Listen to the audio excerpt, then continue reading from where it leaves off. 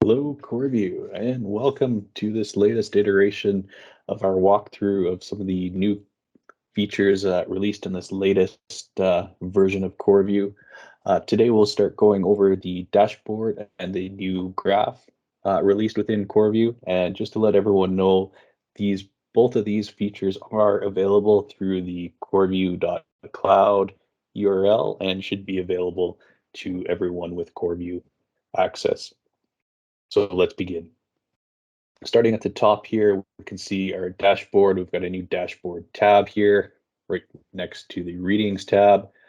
Clicking on it will give us access to the CorView dashboard. And as everyone's familiar, we've got a set of top level filters here at the top where users can filter either on company or group, as well as clear any of the selected drop downs. For now, we'll just leave it set to our default Virtucon testing company, and we'll collapse that group of filters and just hop into the dashboard.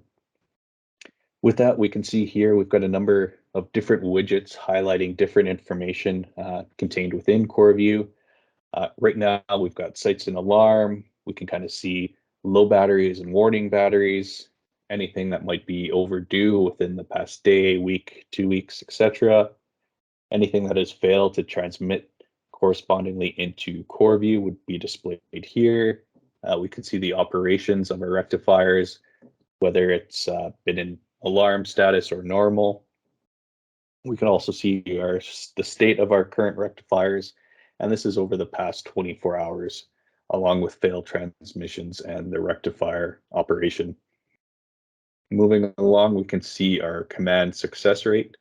So that would correspond to any commands that we've sent out to units and those commands that have been successfully received by those units. So looking here, we're looking pretty good over the past 30 days.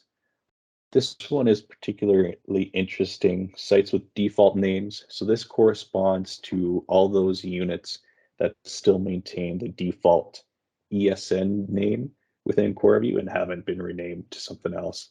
So we can see here a majority of our fleet, 69% or 86 units, still have a default naming convention attached to them. And then moving on here, we can see our current fleet.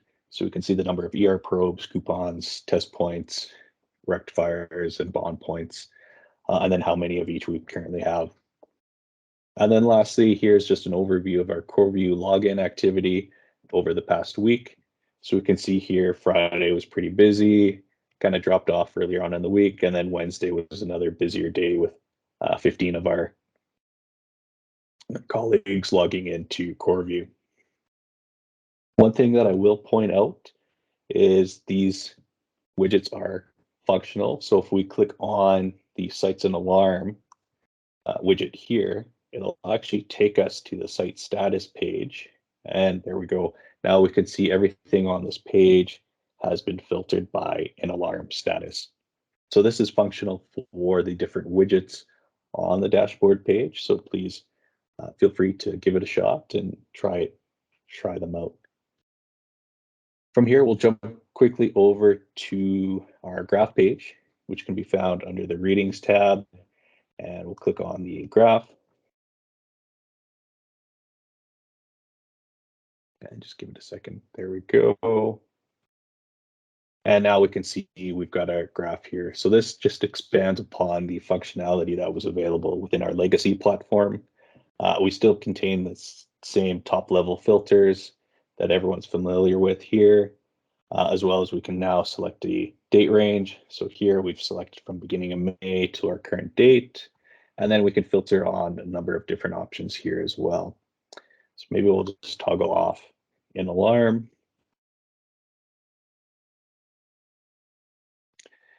And we can have our show limits here, as well as our units of measurement along the y-axis.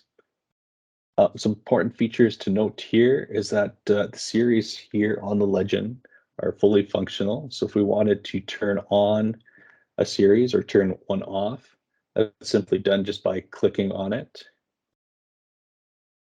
And so now it's not going to show up because I believe it's hidden by the other ones here, but maybe we'll try this the rectifier DC volts, and just give it a click, and now we can see that it's hidden from the view of the graph, along with any of its corresponding high and low limits. So just go ahead and turn that one back on. And there we go. One other feature to point out here is the range slider at the bottom.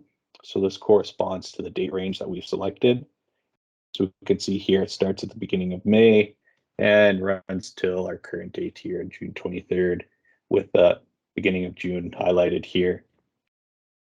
So this just gives an overview of the basic trend of the series that we have selected for the graph. And then if we click and toggle on either one of the ends here, we can kind of narrow down our range of view here.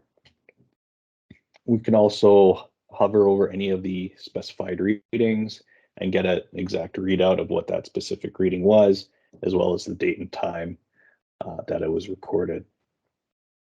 One last feature that I would like to point out is we do have an export option here. So if we click this will generate a PNG image of this graph. And if we open it up here, we can see here, it's just taking a screen capture of the current view of our graph here. And that is a quick overview and rundown of the dashboard and graph currently available within the CorView.Cloud platform, and looking forward to releasing more exciting features in the future, as well as getting everyone's feedback.